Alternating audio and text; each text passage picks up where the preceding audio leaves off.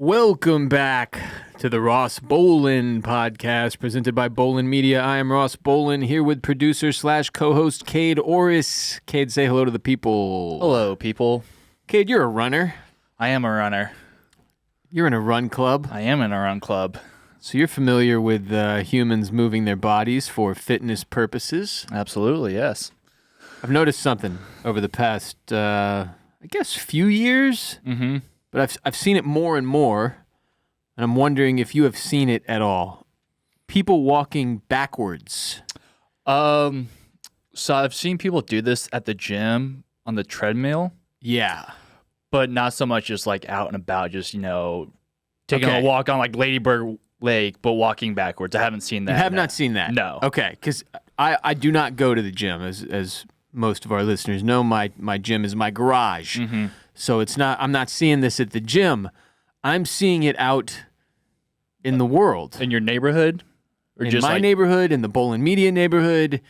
Like the first time I saw it was in the Bolin Media neighborhood. It was a few years ago, and I was really high, and I thought my brain was broken. It was like, you know how sometimes you'll be sitting at a red light in traffic and the car next to you starts moving and it makes you feel like you're going in reverse? Mm-hmm, yeah. Because you're looking down or whatever at your phone or whatever, and you Right. only catch it out of your peripheral.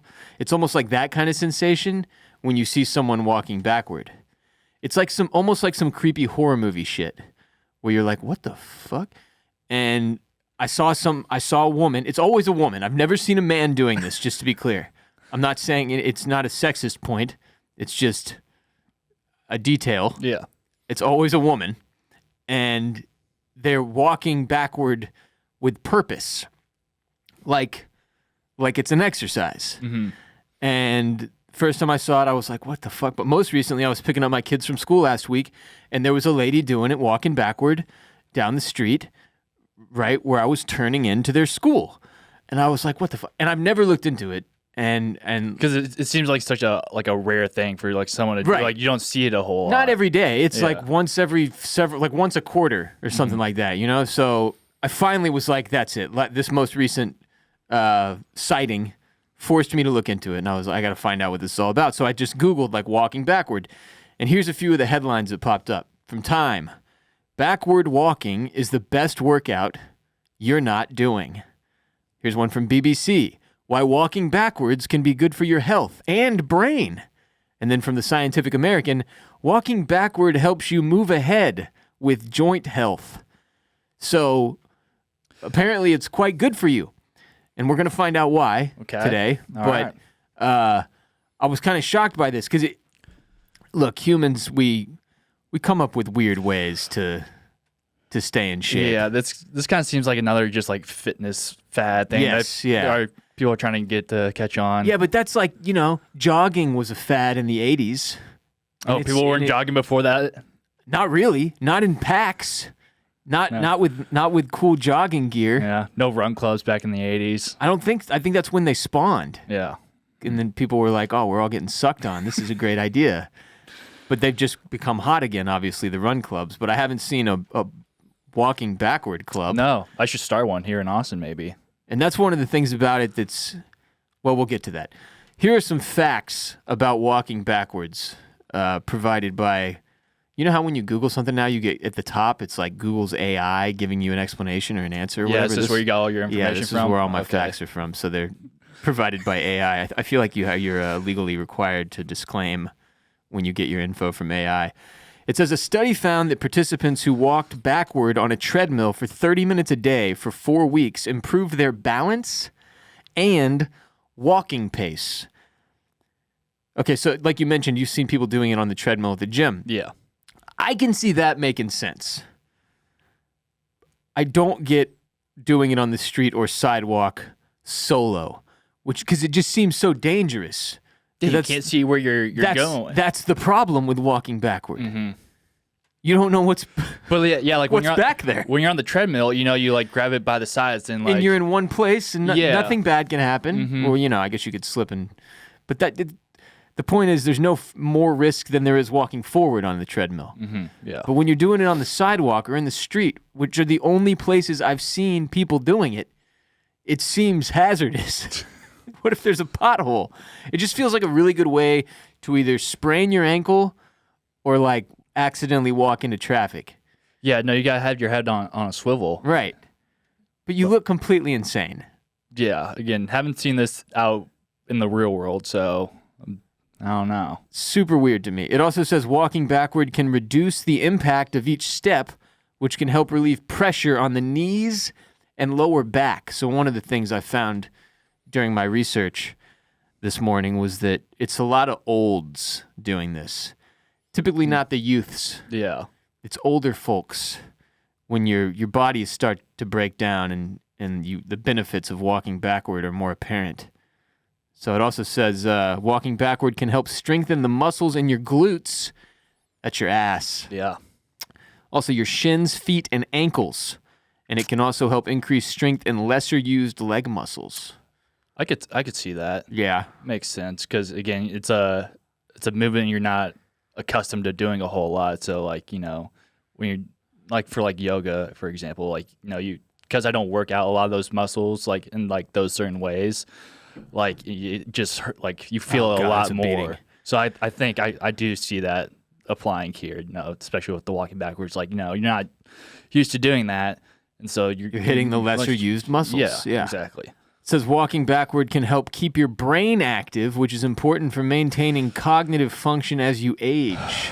Maybe I need to do a little backwards walk after we record today because my brain is on low battery mode. You gotta keep your brain on its toes by going backward. I'm assuming it keeps your brain active because your brain is freaking out, going, "What are you doing? Why? And what's back there that's about to kill us?" Right. It says walking backward can help improve posture because it engages the core muscles that help maintain balance and stability. Also, walking backward can help alleviate knee pain by stretching the knee more and relieving pressure on the inner side of the knee. And, finally, walking backward can help stretch the hip flexors, which can help alleviate back pain. Why aren't we all doing this is now my question. Is forward walking out? And backwards walking is in. This is the wave of the future. Yeah. In the future, we're all going to be walking backwards. I want to know if there are backward walking clubs, and if there are, is the suck and fuck ratio as high as it is in run clubs? Well, I'm assuming like not right now. Well, I guess if you're talking about the ratio, because there's just like, because there's not that many of them. Yeah, and if they all just get together and have a quick suck and fuck after, then the ratio is higher, but there aren't as many people. Yeah. So maybe this could be the next wave we get on. We'll be early adapters. Yeah. No, we'll start the backwards walking clubs, and we'll be the next boom. We could make it a requirement in the office. All Bolin Media employees are required to walk backward only. Can't go forwards anymore. Yeah. And what happens if we break that rule?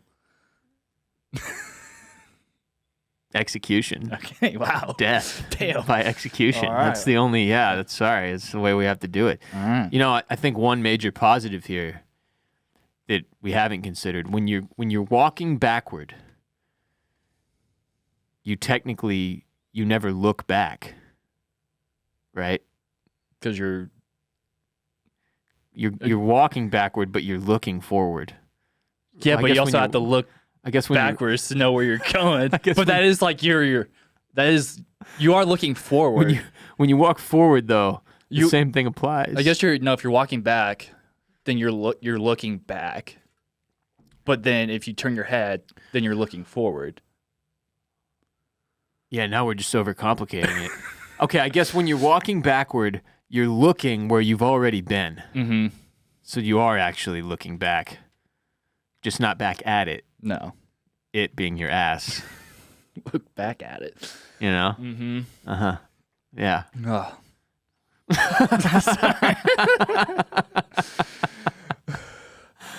Anyway, if you see somebody walking backward, there is actually a reason for this. It's not just that it's a completely crazy person who's snapped and detached from reality.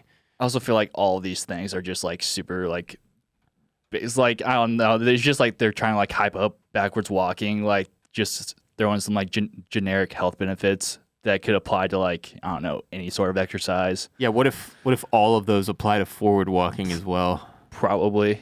The AI didn't specify.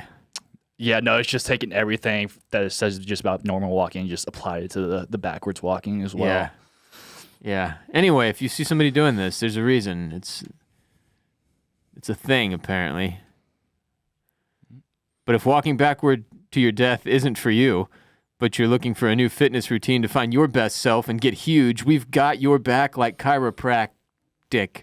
Today's episode is sponsored by Fitbod. Fitbod is everything you need, from a core that won't quit to arms worth flexing. Fitbod is the perfect companion to keep your exercises fresh and hold yourself accountable. With your personal goals in focus, Fitbod customizes every workout and adapts as you improve to avoid plateaus on your fitness journey. Whether you are a seasoned gym goer or just starting your fitness journey, Fitbod is right for you.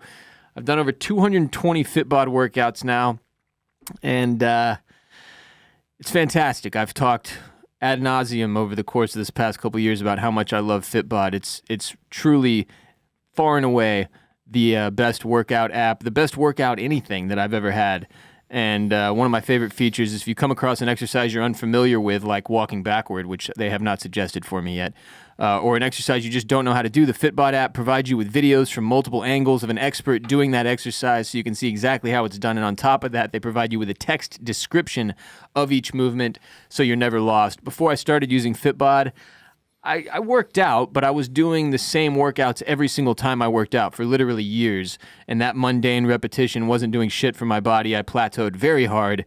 Since I started using Fitbod, though, I've transformed my body, added over 20 pounds of muscle, can honestly say I'm in the best shape of my life. I feel better and I look better. Plus, I've completely avoided dad bod so far, which is huge. Fitbod is the future. It has everything you wish those other apps had. Honestly, it's been one of the most positive additions I've ever made to my life. Maybe my favorite sponsor this show has ever had. Fitbod is an essential part of my routine every week. No exaggeration. Add Fitbod to your workout essentials. Join Fitbod today to get your personalized workout plan. Get 25% off your subscription, or just try the app for free at fitbod.me/Ross. That's fitbod.me/ROSS. I've got an insane headline of the day for you, and it is both positive and terrifying. World's longest serving death row inmate acquitted in Japan. I'm just going to read you some of this story from the BBC. An 88-year-old man who is the world's longest serving death row inmate has been acquitted by a Japanese court after it found that evidence used against him was fabricated. Dude's name is Iwao Hakamada, who was on death row for almost half a century. How long is that, Kade? 50 years. Yeah. He's found guilty. Good math on you there. So your brain's still working okay. You don't need to be walking backward. He was found guilty in 1968 of killing his boss, the man's wife, and their 2 teenage children. Brutal. He was recently granted a retrial amid suspicions that investigators may have planted evidence that led to his conviction for quadruple murder. The 46 years spent on death row. Damn, that's a long time, bro. Yeah, is he on death row for so long? Because he was convicted in 1968, found guilty, and then he's just been sitting there while they, I guess, did appeals. Oh, so he just has to wait and see if he's actually fully convicted. Yeah, or no, if he's fully acquitted or whatnot. But it says 46 years spent on death row has taken a heavy toll on Hakamada's mental health. He was unfit to attend the hearing where his acquittal was finally handed down as a result. A former professional boxer, Hakamada was working at a miso processing plant in 1966 when the bodies of his employer, the man's wife, and 2 children were recovered from a fire at their home in Shizuoka, west of Tokyo. My pronunciation of these Japanese words and names is not going to be great. You would have thought after watching Shogun, it would have been a little better. Yeah, it's tough though, man. Okay, question, and this is going to be ignorant, and I know you don't know the answer, but maybe Google will help you. It says he was working at a miso processing plant. Mm-hmm. Is that like miso soup? It looks like it's or like a sauce maybe. Miso, maybe that miso pasta is made from fermented soybeans and barley or rice malt, used in Japanese cooking. What goes into the miso soup? Yes. Huh. Okay, well, all 4 of these people he was accused of killing were stabbed to death. Authorities accused Hakamada of murdering the family, then setting fire to their home and stealing 200,000 yen in cash. Hakamada initially denied having robbed and murdered the victims, but later gave what he came to describe as a coerced confession following beatings and interrogations that lasted up to 12 hours a day. So he said it wasn't him, and then, kind of a tale as old as time at this point. I don't know how many true crime documentaries and podcasts we've had about coerced confessions, but they beat the hell out of him and interrogated him for up to 12 hours a day for God knows how many days, and eventually he was like, fine, it was me. In 1968, he was convicted of murder and arson and sentenced to death. It says the decades-long legal saga ultimately turned on some clothes found in a tank of miso a year after Hakamada's arrest, which is a weird detail here. So he's arrested, accused of this, and a year later they find clothes in a tank of miso, I'm assuming at the miso processing plant. Right. Just been sitting in there for over a year. And those clothes, purportedly blood-stained, were used to incriminate him. So I don't know. I'm not an expert on Japanese criminal law, but that all sounds pretty backward to me. So it says, for years, however, Hakamada's lawyers argued that the DNA recovered from the clothes did not match his, raising the possibility that the items belonged to someone else. The lawyers further suggested that police could have fabricated the evidence. Their argument was enough to persuade Judge Hiroaki Murayama, that was better, who in 2014 noted, quote, the clothes were not those of the defendant. So I don't know why it took them so many years to get to that point. It's part of my confusion around this story, and one of the details is not really provided in this article. But it says decades of detention, mostly in solitary confinement, with the ever-present threat of execution, have taken a heavy toll on Hakamada's mental health, according to his lawyers and family. And yeah, no shit. So for decades, he was sitting there. It says, as a detail here, along with the United States, Japan is the only G7 country that still imposes capital punishment, with death row prisoners being notified of their hanging just a few hours in advance. So for decades, he was sitting there like, well, it could be any minute now. Mm-hmm. Never know when the guard's going to come in and be like, tell you, like, it's time. Yeah. And it never came. Yeah. And his brain, I mean, in solitary confinement. So solo, by yourself, that would absolutely destroy your mind. And it says his sister has long advocated for his release. Last year, when the retrial commenced, Hideko expressed relief and said, quote, finally a weight has been lifted from my shoulders.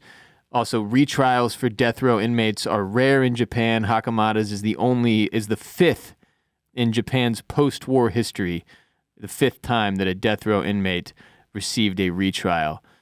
But yeah, man, that is some wild shit. They're full-blown stories on BBC. You could just Google world's longest serving death row inmate BBC, and it'll pop up. So no word on who they think it actually was. It's kind of sounding like a little cover-up, maybe. Right? Yeah, because they're beating this dude to make him confess, and then they're saying the police could have fabricated evidence, and maybe someone planted that shirt. Yeah, the miso. Man, he was awaiting his potential execution for 56 years. Just a total waste of life. And this is one of those stories that's like, there's a lot of people who argue against the death penalty being used at all for this reason, because that's once you kill somebody, there's no takes backs. There's no. You can't walk your way backward out of that one. It's over. And a lot of the time, especially with these old cases, the evidence was, the science around proof was not always good. But that fucking terrible story, though, just brutal, but crazy. And I wish there was more information about, like, okay, well then who the hell did it? What the hell happened? Like, right, there's just a murderer out there on the loose still, possibly. A quadruple murderer, no less. An arsonist, yeah. And arsonist. And thief. 200,000 yen in cash. And couldn't they not, like, once they didn't find the cash on him, wasn't that a pretty good indicator that, like, it wasn't him? I mean, you could bury the cash somewhere. Yeah, I guess you're right. Could have hidden it. Yeah. Anyway. Well, rough stuff. Now, yeah. Rough stuff. We have finally, officially, according to the calendar, escaped the season of summer. Unfortunately, we got at least a couple more weeks of facing down the smoking hot sun here in Texas, which means it's still incredibly important to stay hydrated and keep your body loaded up with liquids to fight the heat. Fortunately, today's episode is brought to you by Liquid IV. Liquid IV hydrates you with benefits like electrolytes, essential vitamins, and clinically tested nutrients with 3 times the electrolytes of the leading sports drink, plus 8 vitamins and nutrients in a single stick. It's clear why Liquid IV is the #1 powdered hydration brand in America. Liquid IV is as easy as it gets. You simply tear open one of these little convenient packets like the one I'm shaking next to the microphone right now, pour it into 16 ounces of water, shake or stir, depending on your preference, and enjoy the hydrating power of Liquid IV with a refreshing beverage that tastes fantastic. Taking care of yourself is important. Keeping yourself hydrated is a vital and crucial part of taking care of yourself, and Liquid IV is here to make sure that hydration is easier to achieve than ever. If you're like me and sometimes you're too busy or too forgetful to remember to drink enough water, Liquid IV makes getting your daily hydration in simple and more delicious. Tear, pour, live more. 1 stick plus 16 ounces of water hydrates better than water alone. 3 times the electrolytes of the leading sports drink. 8 vitamins and nutrients. Non-GMO and free from gluten, dairy, and soy. No artificial flavors. No artificial colors or sweeteners. 4 delicious sugar-free flavors. White peach, green grape, raspberry melon, and lemon lime. A zero sugar hydration solution with no artificial sweeteners. Clinically tested to hydrate more than water alone. Turn your ordinary water into extraordinary hydration with Liquid IV. Get 20% off your first order of Liquid IV when you go to liquidiv.com and use code ROSS at checkout. That's 20% off your first order when you shop Better Hydration today using promo code ROSS at liquidiv.com. Kade, I assume you're going to need a lot of Liquid IV to go with your excessive coffee intake today because you went to a wedding this weekend. I did, yes. You were back in Indiana, right? I was, yeah. The hometown. Family wedding. No, a friend wedding. Friend wedding. From college, yeah. Oh, the fun kind. Yeah. It was a blast. I was in the wedding too. Oh, yeah? What were you? I was just a groomsman. I wasn't the best man or What do you anything mean like just that. a groomsman? That's like the highest possible. Just is like an usher. Like just an usher. Yeah. You ever been an usher? Yeah, for my sister's wedding, I was an usher. Oh, yeah? Yeah. And then so they didn't have ushers for this one, so the groom's dad got me and another one of the groomsmen, and it was like, all right, you guys are gonna be ushers. So we as everyone's coming in, we're just kind of standing there, and they didn't tell us to do anything, so we're just standing there like fucking idiots. How did anybody know where to sit without ushers? I know, right? Yeah. Just a free for all, like a Southwest flight. Yeah. Well, I traveled through Southwest, and oh boy, that's his whole other thing. Another thing, yeah. Okay, so you were a groomsman in this one. Yeah. Nice. How did it go? Went really well. It was a lot of fun. Got to see a lot of friends from college and stuff that I haven't seen in, I don't know, well over a year probably. So that was fun. Although a lot of people that I was talking to, they would ask me oh, how's Austin? And the one thing that every single one of them brought up was oh, have you been to Comedy Mothership yet? Really? Yeah. The Joe Rogan comedy place? Yeah. That's that's all people know about Austin is fucking Comedy Mothership. Oh, wow. I didn't know that was as big of a deal as it I didn't know apparently is. either. Yeah. I think just people are huge Joe Rogan fans. And I guess maybe. that's where they record Kill Tony and shit. Yeah, which a lot of is them huge brought now. up that too. So I'm just no, man, I haven't been there yet. No, maybe one day and all that. But I'm just that's I don't really know anything about it. I don't either. Is it a ticket situation, or do you just show up? Or yeah, how no, does it's that work? tickets, and I've heard for some shows, I think Kill Tony maybe is you have to get them way in advance. Yeah, that makes sense. So I'm just it's not something that I'm too excited to go and check out. So I'm just whatever, maybe one day, but that's not on my radar. But that's funny how many everything. people brought that up though. Yeah, that's the only thing people ask about. I was oh, have you been to Comedy Mothership? I'm no, sorry, can't help you out there. Was this a rager wedding or or more low key? Yeah. So the music was kind of mid. I'll be honest. It's very meats and potatoes. It's that's usually the case with weddings. Yeah, just a lot of They don't want to freak out the olds, you know. No, but the olds leave at around 9, and then you can I feel you can turn it up a little bit, get a little raunchy with it. Speaking of getting raunchy, stripper Kade did make an appearance. Oh no, what does that even mean?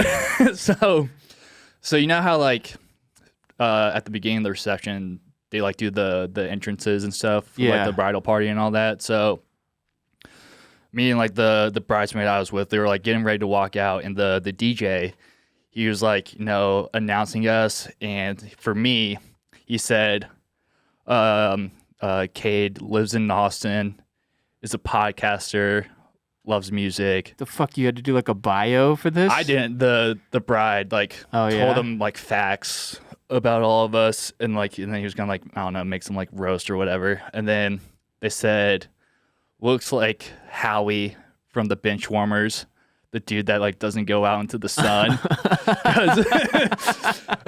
in my junior year of college, I was living with the groom. Like, we were roommates in the frat house, and I would always have the lights off, and like I would never go outside. And of course, I have my sweatpants and my hoodies on always.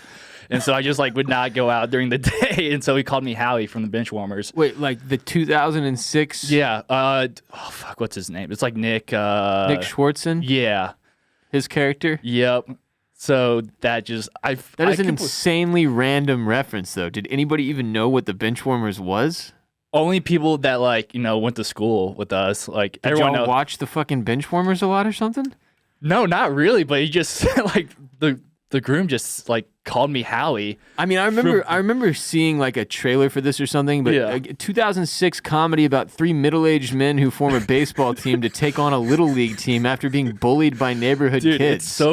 It's one of my favorite movies. It's so bad, but like it's just so funny. The movie stars Rob Schneider, David Spade, and John Heder. Yeah. And I guess Schwartzen is in there too. Mm-hmm. And he also wrote it. Yeah, no, it's really funny, really stupid, but... Is this one of your favorite movies? I mean, like, one of my favorite, like... Dumbass movies? Yeah. Yeah. Mm-hmm. Yeah, it's like my almost heroes, okay. I would say. Yeah, that's a good comparison. Yeah. Like, it's not good, but it's fun for you. Yeah, exactly. So yeah, and then, so he said that, and then he's like, no, like, all right, now Nurse Cassie and Stripper Kade, like, and like... Wow. We come out. So like the bride told the dude about me being like a stripper or whatever, and like that's how he introduced me. I was like, oh fuck. Wow, that's insanity. And then like the legend grows. Yeah, and then like after we had dinner and everything, we're all on the dance floor and stuff. And one of my friends came up to me. He's like, oh, is like Stripper Kade gonna come out? I'm like, if you play the song Pony by Genuine, he might come out. No. And so I was in like the back room, like they had like a TV and like football games on and stuff. I was like watching that, and I hear the song start playing. I'm like, fuck, I have to go out there now. Jesus Christ, you said it was Meat and Potatoes. They played Pony? That was like the only song that was like, and for a purpose, to get Stripper Kade out. And so like, I go out there, and it was kind of like spur of the moment thing too. So like the photographer like didn't even know like that was gonna happen. Like the groom and the bride like didn't really know.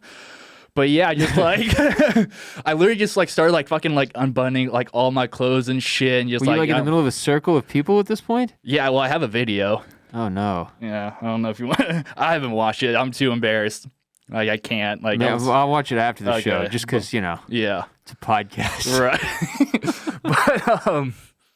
But yeah, and I just like unbuttoned like all my buttons and did a little sexy dance, like had my tie like was twirling around. Did you go full topless, shirt off? No, I mean I had too many things on. Like I had too much shit on you. Yeah, too much shit on me. I had like the dress shirt, a vest, suspenders, and a tie. I'm just like I'm just gonna like start like throwing shit everywhere. Yeah, that's what you have to do. Yeah. But yeah, no, you made a little appearance, and then a couple other people like brought money guns. So like when I was doing that, like you could like see people just like shooting the fake money. What is this? Yeah, dude. Okay, question. Mm-hmm. And maybe I've asked you this before and I don't remember, but have you been to many weddings where guys start popping top, like as the night gets deeper into it?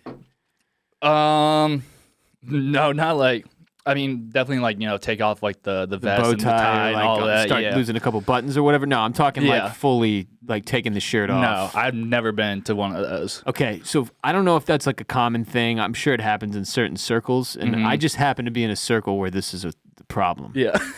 And I'm 37 now, so this has been going on for 15 years, something like that. But yeah, it it started as a thing like when I graduated from college and I started going to weddings, and you hit that point in your 20s where it feels like every single person is getting married, and there's just weddings happening several times a year at a minimum. And somebody would always start this like avalanche of taking shirts off toward the end of the wedding. It was usually like a fat guy too. Yeah. So it's something. So it was Bill Chungus pulling this out? I wasn't really one of these people. I may have at one or two of them where I blacked out and don't remember. It's possible, but this wasn't really my thing so much as it was like a certain type of dude, that like, it's a wedding, man. It's supposed to be like a classy event. Right. Suddenly we've got nipples and weird flab flying all over the place. Mm-hmm. But this has happened at a lot of weddings I've been at. And at some weddings, it's kind of like accepted. Like it becomes like there'll be like 10 dudes without shirts on by the end of the avalanche. At other weddings, you can tell people are like, oh, come on, man. What are you doing? Yeah. Like we're in a country club. Put your fucking shirt back on. This is highly frowned upon behavior.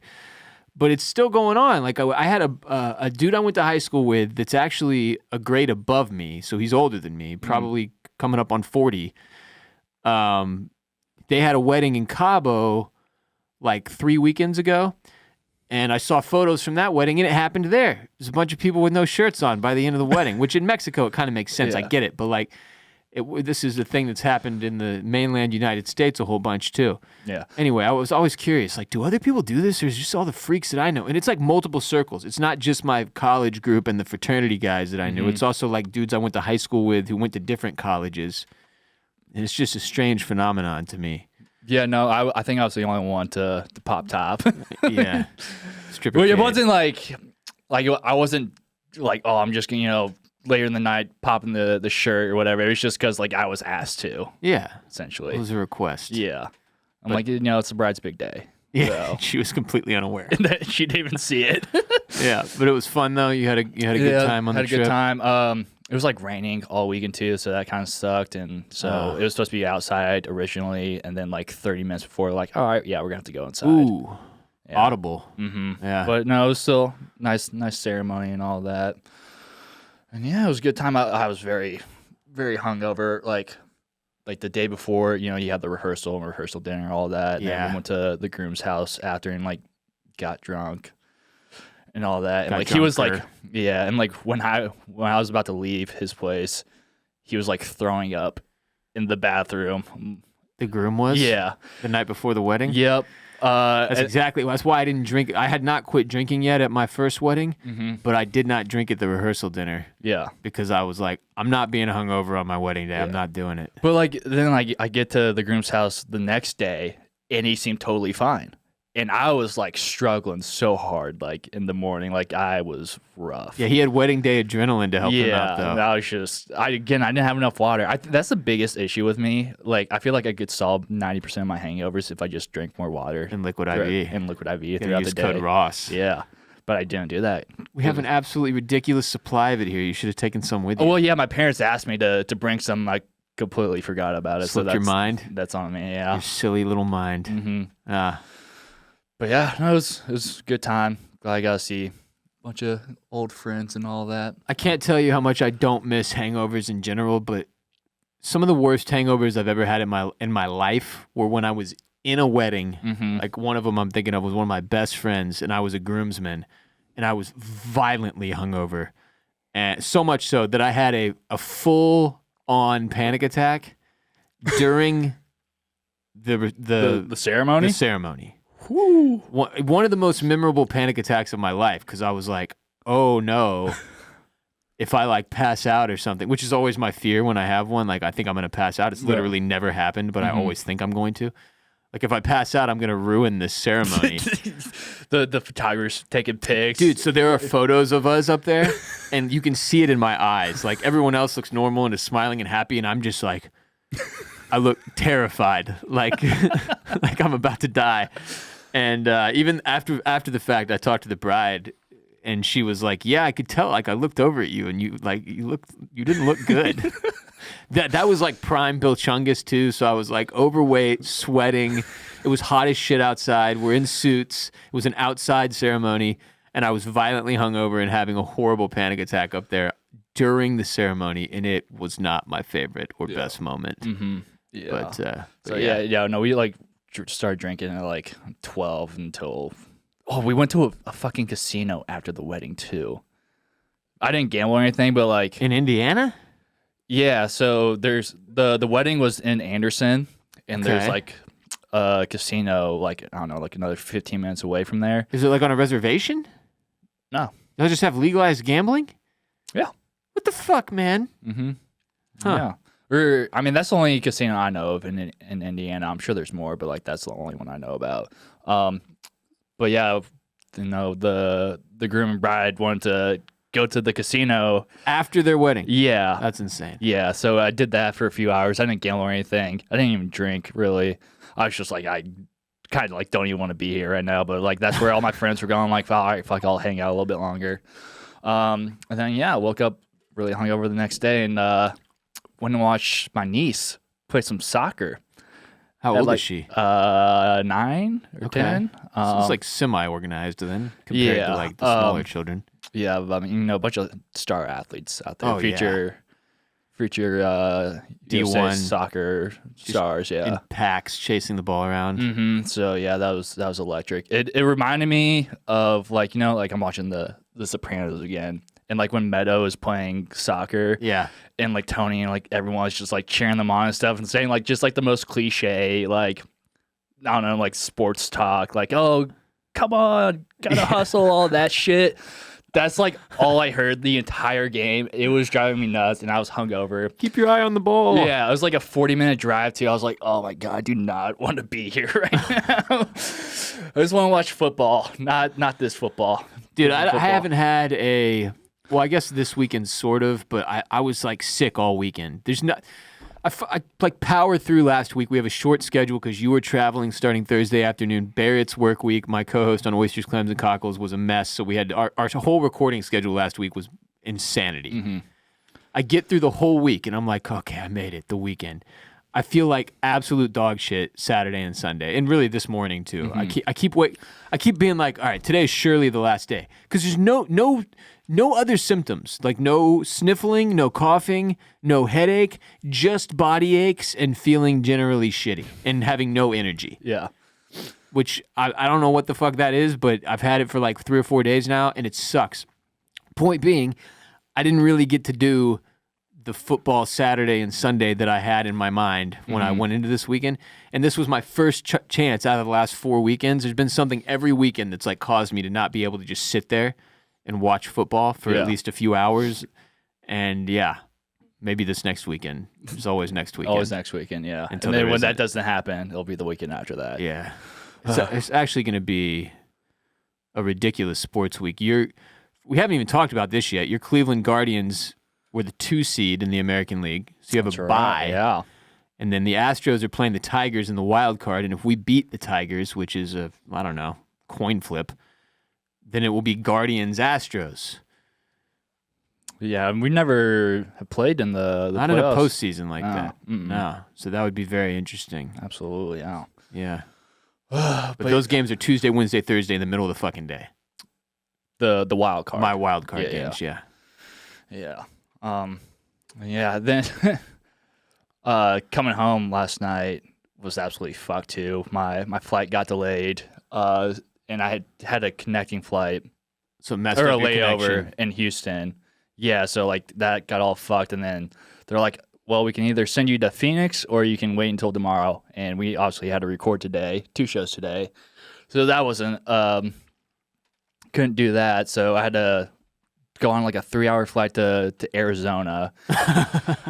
And like you just fucked up my whole schedule because they're like I guess like 3 hours or like 1 or 2 hours behind us, but like 3 hours or Indiana's like 3 hours ahead of us or of Arizona. Again, my brain's not working. Time zones. Yeah, time zones. So They'll get you. we're going back a few hours and then come back here, gain another hour. And I didn't get in until 1 a.m. This morning. Didn't get back here until like 1:45. So I am running on low. Yeah, just brain does not. Oh, you're fully doing here. great. Yeah. You're doing great. Mm-hmm. It's going to be fine, kid. Yeah. The rest of the week will go swimmingly. Right. You just got to crash early tonight. Give yourself a chance. to recover. Yeah, no, we'll be going to bed early for sure. You got First Thursday later this week too. I do. Can't wait for that. All right. To be young. Well, we're happy to have you back. Glad the trip and the wedding went well. And the little girls' soccer. It was a blast. They lost, but my niece scored a goal, so. Hey, that's a win. Yeah. That's a win.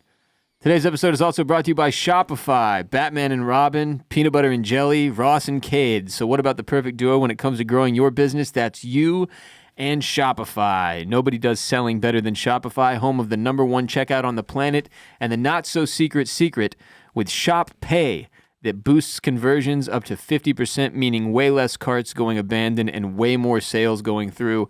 Selling RBP merch allows us to provide our fans and listeners with shirts and hats and coffee mugs and that they can wear and use in real life to show their support for our show. Shopify can be the platform that enables you to connect with your supporters in the same way. I've used Shopify extensively. It is amazing. Shopify is the global commerce platform that helps you sell at every stage of your business, from the launch your online shop stage to the first real-life store stage, all the way to the did we just hit 1 million orders stage. Shopify is there to help you grow. Whether you're selling merchandise for your podcast like us or homemade Halloween costumes, Shopify simplifies selling online and in person so you can focus on successfully growing your business. So if you're into growing your business, your commerce platform better be ready to sell wherever your customers are scrolling or strolling on the web, in your store, in their feed, and everywhere in between. Businesses that sell more sell on Shopify. Upgrade your business and get the same checkout used by Allbirds, Rothy's, Brooklinen, and millions of other entrepreneurs of every size across 175 countries. Sign up for your $1 per month trial period at shopify.com/RBP. That's all lowercase. Go to shopify.com/RBP to upgrade your selling today. Shopify.com/RBP. All lowercase. Kate, have you seen the hype or the memes around this new movie called Megalopolis? I have, yes. I do plan on going to see this in theaters. You gonna use that movie pass you got going there? What's it called? I think it's just like whatever Regal has, whatever their little Regal subscription pass? Thing is. Yeah, Bootleg ass fucking movie theater pass. Yeah. You're gonna go see this? Yeah. Okay. For those of you who are not perpetually online, maybe you're not as aware of the situation with Megalopolis, but it's an American epic science fiction drama film written, directed, and produced by Francis Ford Coppola. Now, that's a big deal because Francis Ford Coppola is one of the most legendary filmmakers ever. He made the Godfather trilogy, Apocalypse Now, The Outsiders, The Rainmaker, and several other movies, some of which were apparently dog shit. But a lot of classics under his belt, this fella. And then his daughter, one of his kids, Sophia Coppola, is a big filmmaker now. Also, Francis Ford Coppola owns Coppola Wines. I don't know if you've ever seen the wine bottle that just says Coppola. Well, I used to pound these back when I was a drunken mess. And the wine actually ties into the story of this movie, Megalopolis. But first, let me give you the synopsis here. It says, a conflict between Caesar, a genius artist who seeks to leap into a utopian, idealistic future, and his opposition, Mayor Franklin Cicero, who remains committed to a regressive status quo, perpetuating greed, special interests, and partisan warfare. That's the movie. It's their conflict. That's the thing. Like when I saw the first trailer for this, I was like, I have no idea what this is about. What the hell is this about? Yeah. Yeah, but like it looked sick. I'm like, that's all I really need is like visuals. Yeah.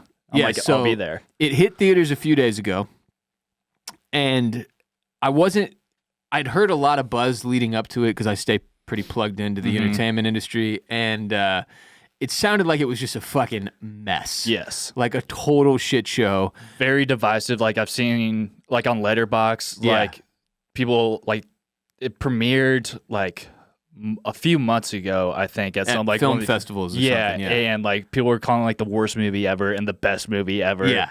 And so it's all over the place. And like on Very Letterboxd, polarizing. it has like the 5-star rating, and it's like literally like it's like it looks like a city, like with all the reviews and stuff. Either 5-star, 1-star, 5-star, 1-star. Yeah, 2-star, 4-star. Yeah, it's everywhere.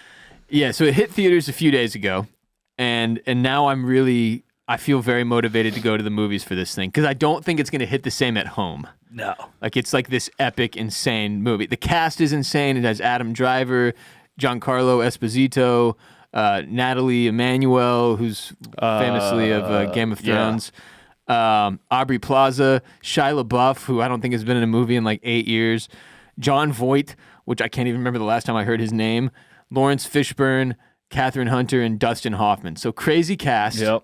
Legendary filmmaker in Francis Ford Coppola. And then here's some of the story from the Wikipedia for Megalopolis. In development for decades, Megalopolis came from Coppola's desire to make a film drawing parallels between the fall of Rome and the future of the United States by setting the events of the Catilinarian conspiracy in modern New York City. He conceived the idea for the film in 1977. So that's what? Like 50 years ago now? Something 57? Yeah. And actively started developing it in 1983 by assembling notes for a future script.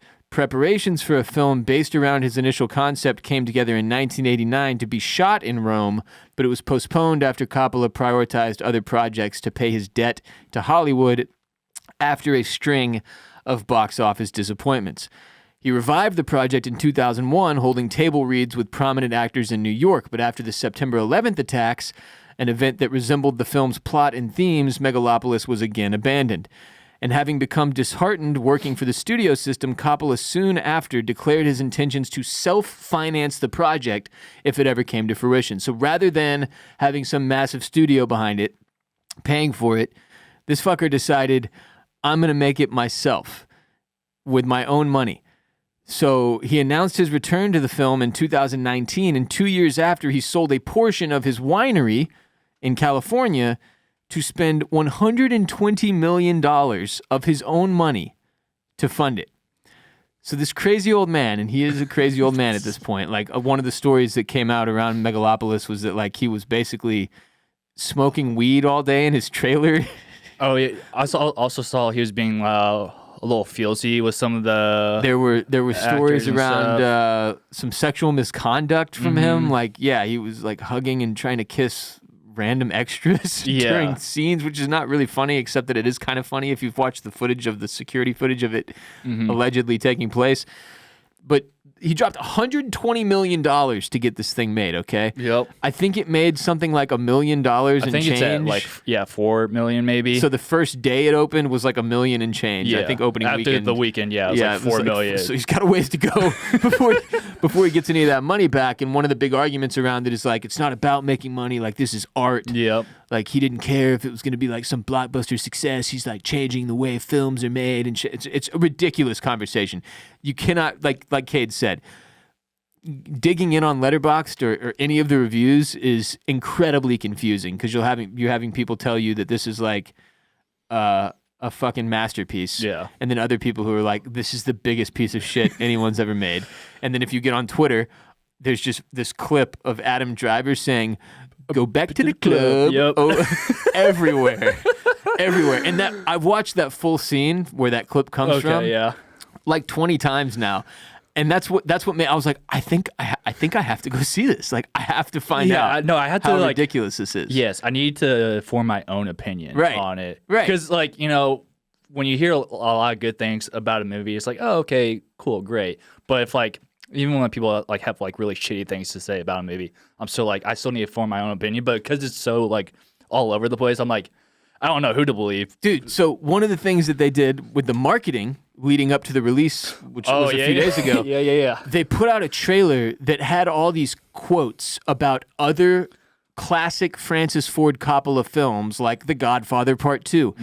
The reviews dragging those movies, like shitting all over them. Yeah. In an effort to say, like, look, if you hear bad things about Megalopolis, it doesn't mean it's not good, right?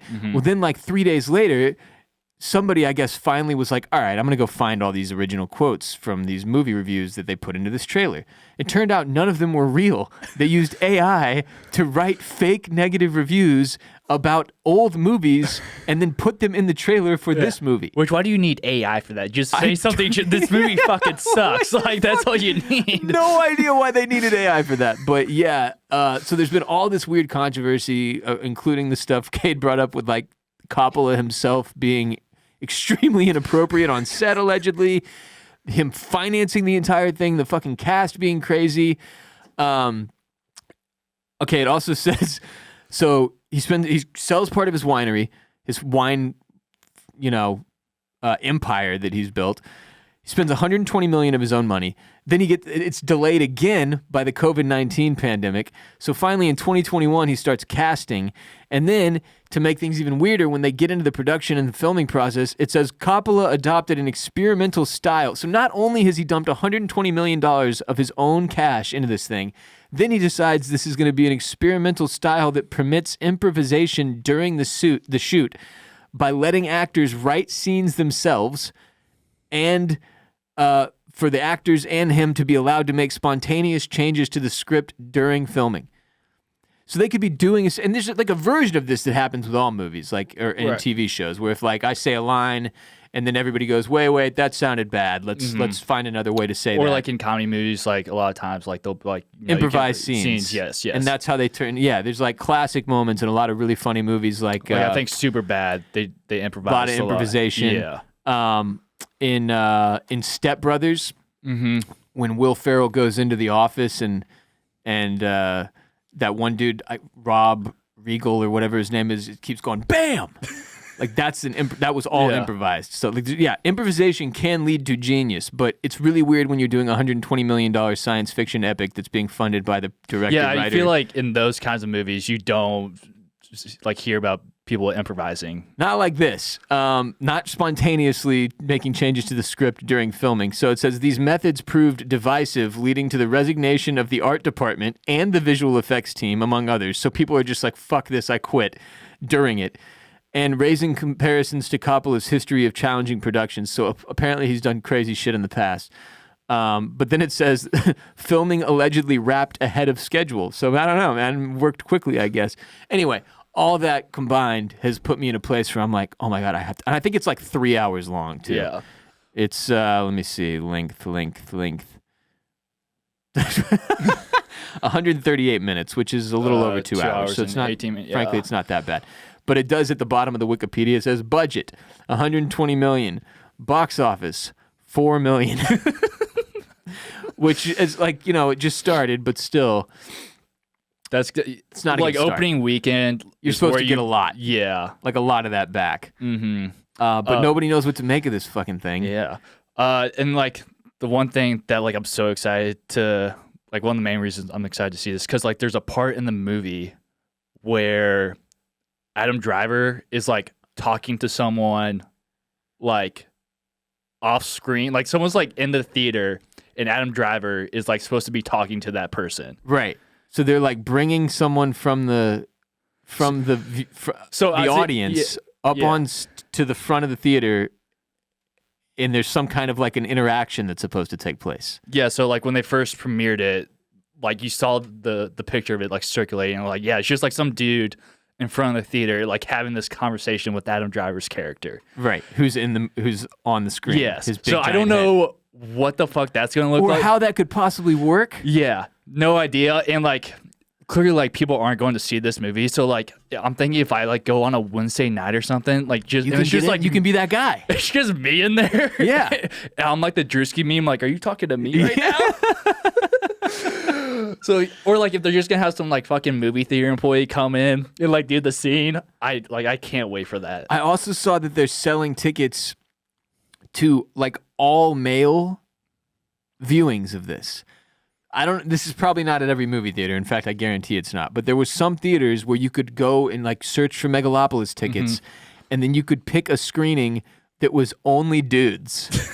I don't know why you would want to do that, but I guess even the boys roll up to go see Megalopolis. Yeah, it just kind of makes it even funnier, the concept of not only going to see this movie that is apparently just an utter and total shit show, but like also only wanting a bunch of dicks around you while you do it. And there's like no like all female showing either. Not to my knowge. They just have I have no idea why that was a thing, but that was another thing I saw on Twitter. This movie is gonna be a train wreck, and I want to be front row for it. And part of my brain is still like, maybe this will be incredible. Mm-hmm. But I know that's not what's going to happen. No. Like, I know it's going to be a train wreck. But I need to see it in person. Yeah. You know? Like I said, it just doesn't seem like it'll hit the same watching it at home. No. Yeah, because then you're gonna have to be the person that Adam Driver's Answers the talking. questions. Yeah, and you don't have the script. Well, I guess you just improvise. Yeah, So the film includes a moment where a man walks onto the physical stage and speaks to Adam Driver's character through the screen. But the problem there is like, so if I yell out Baba Booey, Howard Stern's penis, he can't change what he's going to say based on what I've said, right? Right, So yeah. how the fuck does that even work? I don't know, but like when this movie like I don't know, like comes out on demand or whatever, I feel like there's gonna be so many like memes and stuff from Oh that. my God. And yeah, this seems like a movie you watch on drugs too. Oh yeah, I will be so stoned. Yeah. when I go and see this movie. Yeah, as far as the talking to Adam Driver scene, I've seen people that are like, this is groundbreaking filmmaking that's going to change the way movies work. And then I've seen people being like, this was the dumbest experiment I've ever seen. And again, all of this wrapped up in the idea that apparently Francis Ford Coppola was just like chiefing joints in his trailer. Like, they'd be like, all right, we're starting filming at 10 a.m. And it'd be like 2 p.m. and still he hadn't come out of his trailer and there's just weed smoke like billowing out of the windows and doors because he was just in there getting absolutely ripped. I feel like this would have been a completely different movie if he did it like back when he originally like started like in like 2001 or whatever. But like now he's like so late in his career. Like it's He clearly just doesn't give a fuck. No. And also, I don't understand how they would have pulled off the visuals like in the 70s or 80s or even in the 90s. Like, think about how far technology has come since then, so they can at least make it look good. yeah. Like, who knows what kind of a mess it would have been if it had been done 30, 40 years ago. But that's or the thing. whatever. It's like there's like parts of like at least the trailer like where I'm like, oh, this looks really sick, and then other parts where I'm like, oh, this is just like a fucking green screen. Clearly, Dude, I saw somebody tweet that there's apparently one random scene that looks so much better than the entire rest of the movie. I've also seen people saying that so over the course of the 2 hours and like, what is it, 18 minutes or whatever, they keep presenting conflict, like, you know, as that's what happens in stories. right? But every single point of conflict that is introduced is apparently wrapped up in 5 minutes or under and then never brought up again. Oh, and Adam Driver's character, he has the superpower ability to stop time, Okay, and yeah. he never once uses it in the entire movie. I saw that. I'm like, that can't How be is a that real even? thing. I swear to God, apparently that is a part of this thing. That's So yeah. Like I keep hearing so many things about this movie, and I don't know what to believe. I'm just like, I gotta go and see it for myself. yeah, a lot of the time, this strategy of like just putting all this shit out there about a movie, it doesn't get me to go see it. I'm like, I will wait to see this on demand because there's too much conflicting shit. But this one is the first time I'm like, I feel like I have to know. Yeah. Like, I have to know. Because we're all just, I feel like I'll forget about it and move on with my life and never revisit Megalopolis if I don't go see it in fucking theaters. So they'll get, you know, $30 out of me or whatever. There you go. What's a movie ticket cost? $16 or something? Something like that. You don't know. You pay child's prices Exactly. and have a movie pass at a fucking yeah, I do Regal. movie passes. Yeah. Anyway, that's out now. So if you need something to do this week, Megalopolis is in theaters. Also, an important note: Fat Bear Week voting starts on this Wednesday, October 2nd. So you go to fatbearweek.org and you vote for the fattest bear of the year. If you've never done Fat Bear Week, it's super fun, and all the details are on fatbearweek.org, so you can read about it. But it's some of the fattest bears in the world preparing for hibernation, for winter hibernation, and you vote on which fat bear should be the best. Which bears? It reminds me of like what's the baby competition on? I think. Oh, You Baby Should of the Leave? Year. Baby of the year. Yeah. Or Little Buff Boys. Little buff boy. But Fat Bear Week this week starts October 2nd. We'll probably talk about it some on Patreon later this week and vote for who we think should be Fat Bear Week champion. Fill out our brackets, you know. Oh yeah. Yeah. This is my March Madness. Yeah. It's Fat Bear Week. Fat Bear Week. That'll do it for today's show. Thank you all for being here. We'll be back later this week with an ad-free premium episode of all new content available exclusively on patreon.com/Ross Bolin Podcast. Go to patreon.com/Ross Bolin Podcast now, and there's a 7-day free trial available so you can check out the hundreds of exclusive ad-free episodes we have published there over the last several years. Enjoy the 7-day free trial, then stick around to support our show and be a part of making sure the show can go on. Also, please support our sponsors by hitting the links in the description of this episode and using our dedicated codes, as that is how we pay the bills here at Bolin Media. You can find the links to all of today's sponsors in the episode description below. If you're an F1 fan, check out Formula Bone, hosted by Jared J. Bone Borislow, bringing you a recap and a preview of every race for the remainder of this F1 season, as it continues to be one of the craziest ones, certainly the craziest one since Formula Bone launched in the last few years. If you're an F1 fan, I promise you'll love Formula Bone, the finest American-made F1 content in the world. At Formula Bone on social media, youtube.com/@FormulaBone. If you're a Houston sports fan, check out Banging the Can, my Houston sports podcast. And if you're watching The Penguin on HBO with Kade and I, then you can listen to or watch Oysters, Clams, and Cockles for a companion podcast for every episode, hosted by myself and Mr. Barrett Dudley. Oysters, Clams, and Cockles, available wherever you get your RBP. Did you watch episode 2 of The Penguin? No, I haven't been able to. No, you didn't get in at 1:45 last night? I thought about it. I'm like, did I start The Penguin at 2 a.m.? No, you saved that for tonight. Yeah, yep. Save that for tonight. Frankly, I got to rewatch it. Yeah. I was very tired. Mm-hmm. And I just, several points in the episode, I was like, oh shit, I think I just spaced out for 5 minutes. I don't really know what happened. Yeah. Big picture, I know what happened by the end of the episode, but I missed a lot of the finer points. Details, so I'm going to have to rewatch the episode 2 of The Penguin.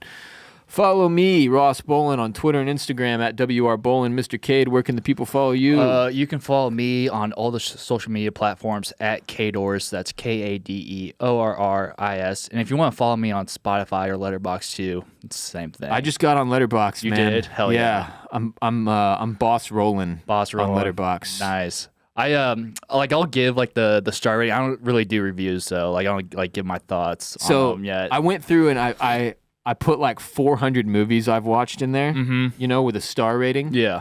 But I've only written a couple of reviews, and it's only for like movies I absolutely shit all over, like Napoleon. Yeah. Which was just fucking awful. So I need to go in and start knocking out some positive reviews at some point, but I feel like those need more like detail. Right. And I haven't really watched any of those movies in a while, so I don't know. Anyway, I'm finally on Letterboxd. I'm stoked about it. Hell yeah. Feels like a good way to keep track of what you've seen, and also you can make a watch list in there. Yeah, that's exactly why I have it. So I can log all the movies that I've watched and then like add all the ones that like I want to see. Yeah, and I've seen so many damn movies at this point that there's not that many like, old movies that I still want to go back and hit, so I'm really stoked about making a watch list here. Anyway, you can follow me on there too at Boss Rollin'. And then this episode of RBP is presented by Bolin Media. Video of today's show was produced by Kade Orris. Go to youtube.com/@the-Ross-Bolin-Podcast for full video. And until next time, remember, you are not alone. Peace be with you, and also with you.